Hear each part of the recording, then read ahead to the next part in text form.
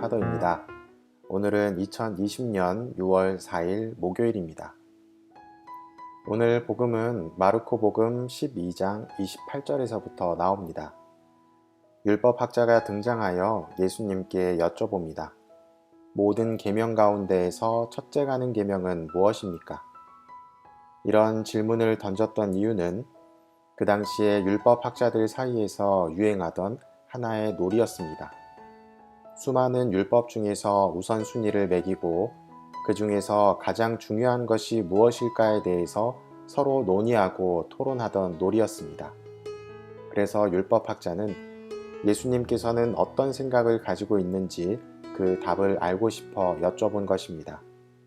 그러자 우리가 잘 알고 있는 율법의 정수를 두 가지 말씀해 주십니다.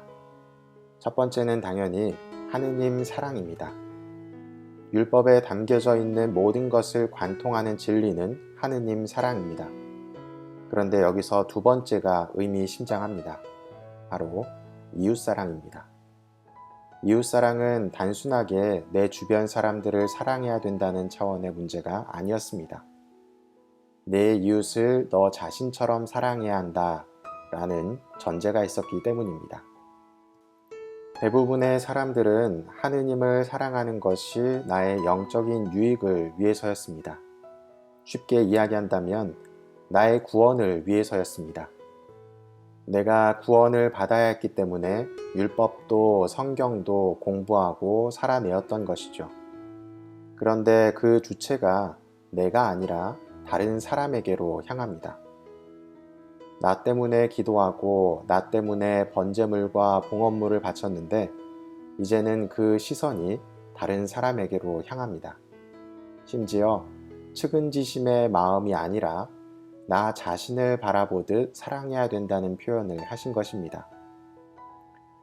아마도 이 부분은 들으시는 모든 분들에게 고통이고 고난일 것입니다. 우리의 삶에서 가장 나를 행복하게 하는 것과 나를 가장 힘들게 하는 것이 바로 인간 관계이기 때문입니다. 때로는 마음이 맞아서 위로를 얻고 살아있음을 느끼지만 때로는 나를 힘들게 하고 고통스럽게 하는 것이 인간 관계이기 때문입니다. 그래서 이웃사랑이라는 명제는 하느님 사랑으로 가는 가장 커다란 걸림돌입니다. 이 걸림돌을 해결하려면 첫 번째 조건이 있습니다. 그것은 나를 사랑할 수 있어야 합니다. 있는 그대로의 나를 바라보고 사랑할 수 있어야 합니다. 이것이 무슨 말이냐면 내가 원하는 모습의 나를 만드는 것이 아니라 부족하고 모자란 나의 모습, 보이고 싶지 않지만 분명히 내 안에 있는 모난 부분들을 인정하고 바라보면서 사랑할 수 있어야 합니다. 이처럼 있는 그대로의 나를 바라보게 된다면 이제는 나를 사랑해야 합니다. 하지만 현실적으로 어려울 수 있습니다. 내가 생각하는 멋들어진 모습이 아니라 부족하고 모자란 부분 투성이인 나를 직면하는 것은 어렵고 그 부분을 사랑한다는 것은 더 어렵기 때문입니다. 이때 나를 사랑할 수 있도록 만드는 중요한 요소는 내 내면에 계시면서 나를 무조건적으로 사랑해 주시는 하느님을 떠올리는 것입니다. 하느님께서는 나를 왜 사랑하실까 고민해 봅시다. 그리고 나의 기대나 욕심이 아니라 하느님께서 창조해 주신 있는 그대로의 내가 얼마나 소중한 존재인지를 느껴야 합니다. 그것이 된다면 두 번째 작업으로 넘어갈 수 있습니다. 내 안에 계시는 것과 똑같이 저 사람 안에도 있는 하느님을 느껴야 합니다.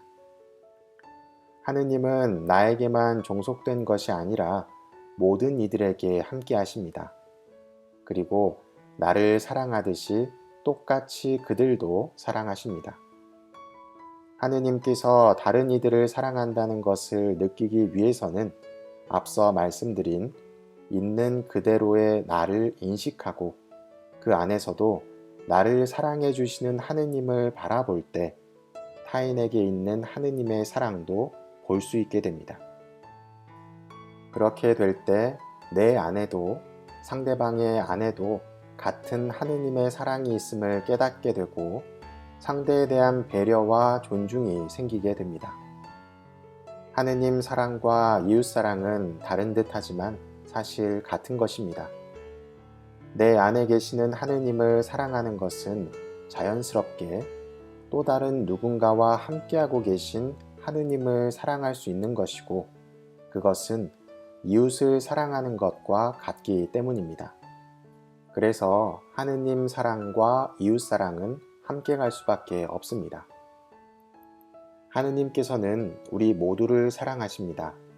내가 보기에는 부족한 부분이 보이는 사람도 악하다고 여겨지는 사람도 하느님에게는 소중한 존재입니다. 한 가지 예를 들자면 한 가정 안에서 다양한 식기가 존재하고 그 식기들은 사용 목적이 다릅니다. 밥그릇, 국그릇, 반찬 그릇, 가족끼리 먹는 접시가 있고 손님을 대접하는 접시가 있고 고기를 올리는 그릇, 생선을 올리는 그릇 등등 그 사용 목적에 따라서 모양도 재질도 다 다릅니다. 그러나 음식을 내어놓는 사람 입장에서는 모두가 다 소중한 그릇들입니다. 다만 그 그릇들은 자신들의 목적에 맞게 사용되어질 수 있도록 깨끗하게 정비하고 기다릴 수 있어야 합니다. 오늘 저녁에 차려진 음식에 내가 사용되지 않는다고 해서 실망할 것도 아니고 나보다 못나 보이는 그릇이 좋은 음식을 담고 있다고 해서 질투할 것도 아닙니다.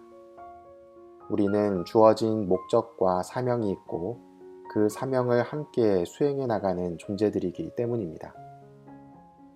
우리는 주인이 어떤 음식을 만드는지에 따라 주인공이 될 수도 엑스트라가 될 수도 있습니다. 주인공도 엑스트라도 내가 선택하는 것이 아니라 음식을 만드는 사람이 정하는 것입니다.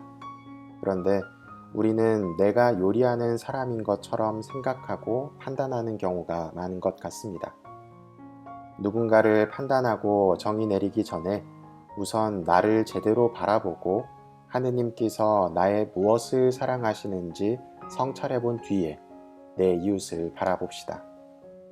왜냐하면 남을 사랑하기보다 나를 사랑하는 것이 더 쉽고 나를 사랑할 수 있다면 나의 내면에 기거하시는 하느님도 이웃에게 기거하는 하느님도 사랑할 수 있기 때문입니다.